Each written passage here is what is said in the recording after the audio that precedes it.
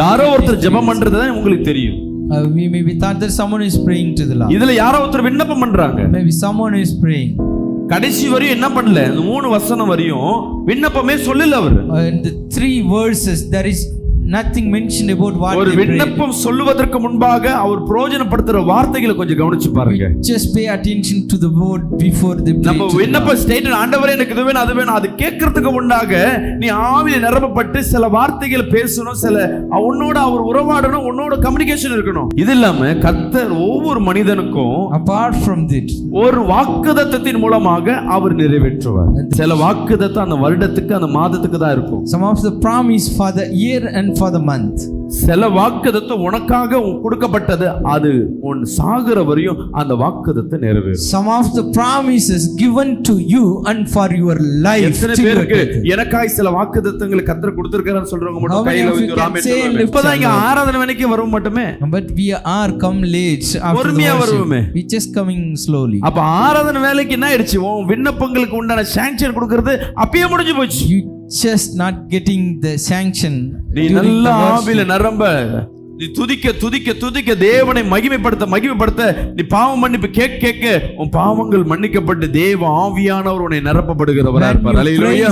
கண்ணமுடி இயேசுவே, you just close your eyes and ask அபிஷேகத்திலே Jesus. எனக்கு விண்ணப்பத்திற்கு பதில் கொடுங்கன்னு கேட்டு பாரு. You just ask Lord, you just answer my prayer in the anointing time. அந்த விண்ணப்பங்கள் அப்பவே சாங்க்ஷன் ஆக்கப்பட்டிருக்கும். Hallelujah. All your prayer will be sanctioned. சரி, இந்த விண்ணப்பம் சாங்க்ஷன் ஆயிடுச்சுன்னு எப்படி தெரியும் சொல்லுங்க How பாக்கலாம். I will know my prayers are heard? கர்த்தர் அன்னைக்கு கொடுக்கிற அந்த செய்தியில நீ கேட்ட விண்ணப்பத்திற்கு கர்த்தர் உன்கிட்ட இடைப்பட்டிருக்கிறாரு, உன் பாவங்கள் மன்னிக்கப்பட்டிருக்கு, உன் விண்ணப்பத்திற்கு பதில் கொடுப்பாருன்றதுக்கு அடையாளம் அந்த செய்தி மூலமாய் கர்த்தர் உன்னோடு பேசிக் கொண்டிருப்பார். அல்லேலூயா.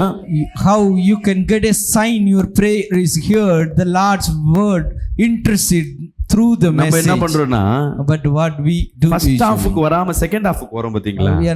we missing the first half and attending the second one. கர்த்தர் வேற யாருக்கும் பிளெஸிங்கா பேசுற அதை நீ கேட்டுட்டு போற தவிர உன்னோடு பேசுவதை நீ உணராதபடி போற. You just listening the others blessings, not for yours. நெஞ்சில கை வச்சு சொல்லுங்க, You just place the hand on your heart and say, எனக்காய் கொடுக்கிற ஆசீர்வாதத்தை நான் நிச்சயமா பெற்றுக்கொள்வேன். Lord, I am going to receive the blessings which given to me.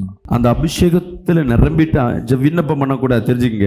முதலாவது அபிஷேகத்துல நிரம்பி First you fill with anointing நீ தேவனை மகிமைப்படுத்திட்டு and then glorify the Lord. அந்த பிரசன்னத்துல நீ தேவனிடத்துல ஒரு விண்ணப்பத்தை கேட்பேன்னா அது ஒண்ணே கேட்கப்படும். You just raise your prayer. இந்த வார்த்தையை கேட்டுக்கொண்டே உன் விண்ணப்பத்தை தேவனிடத்துல வைய. You just plead to the Lord along with anointing. Amen. Hallelujah. Hallelujah. உன் விண்ணப்பத்திற்கு ஒரு பதிலை கர்த்தர் தருவார். The Lord answer your prayers. நம்ம என்ன பண்றோம், What we do? சும்மா ஜெபம் பண்ணிட்டு போறோம். Just praying emptily. தேவ ஆவியான துணை இல்லாம நீ என்ன விண்ணப்பம் பண்ணாலும் அது ஒன் வே ட்ராக் தான். It's a one way without the Holy Spirit அந்த இடத்துல ரிசீவிங்கே கிடையாது. There is no receiving. அந்த இடத்துல கனெக்ட் பண்றதுக்கு ஒரு உத்தரம் கிடையாது. No, there is no connector for your உன்னை இணைப்பதற்கு ஒருத்தரும் இல்ல. There is no communication Hallelujah. for your prayer.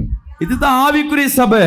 This is the spiritual. நீ இருக்கிறது ஆவிக்குரிய சபை. You are at the spiritual. ஆவிக்குரிய சபையில நீ ஆவிக்குரிய தனமா நீ ஜெபிக்க வேணும்.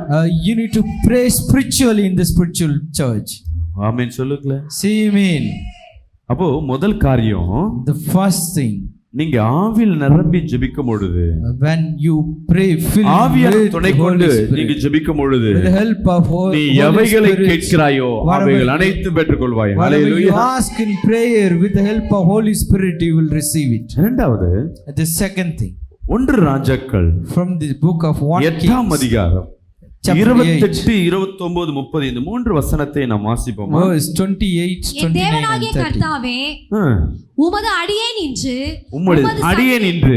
உமது சந்நிதியில் செய்கிற விண்ணப்பத்தையும் மன்றாட்டையும் கேட்டு உமது அடியேனுடைய விண்ணப்பத்தையும் வேண்டுதலையும் திருவுளத்தில் கொண்டருளும்.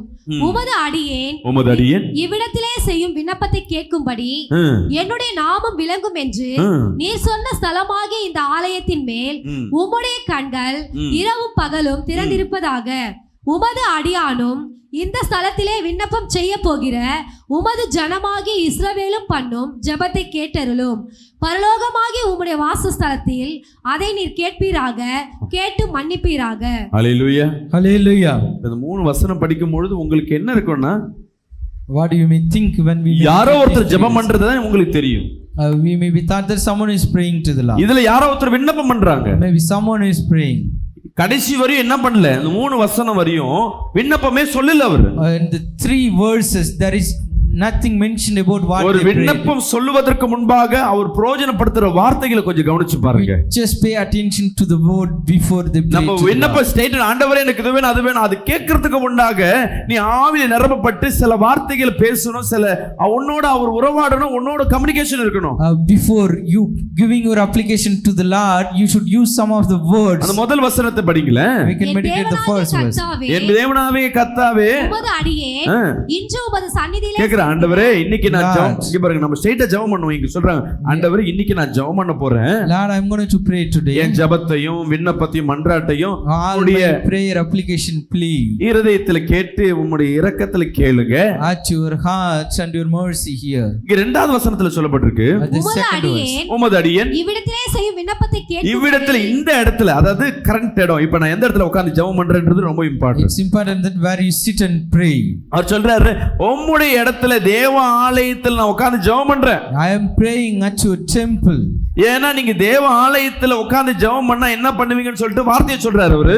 The word says what you will do என்னுடைய when you நாமம் pray from விளங்கும் the என்று temple. நீர் சொன்ன தேவாலயத்துல என்ன இருக்குமா, தேவ நாமம் விளங்கும் என்று வார்த்தையை கொடுத்திருக்கிறாங்க. In temple the Lord's name will be there. So என் வார்த்தையை விண்ணப்பத்தை கேளுங்க. Lord, you listen my நீங்க prayer. உறங்குறது இல்ல தூங்குறது இல்லன்னு சொல்லிட்டு வசனம் சொல்லியிருக்கு. The word says you will not sleep. இவரு அப்படி சொல்லி ஜெபிக்கிறாரு. He say like this and pray. நீங்க ஒரு ஜெபம் பண்ணும் பொழுது When you pray, தேவ வசனத்தை வைத்து ஜெபம் பண்ணணும். you need to use the Lord's word before your prayer. Hallelujah. Hallelujah.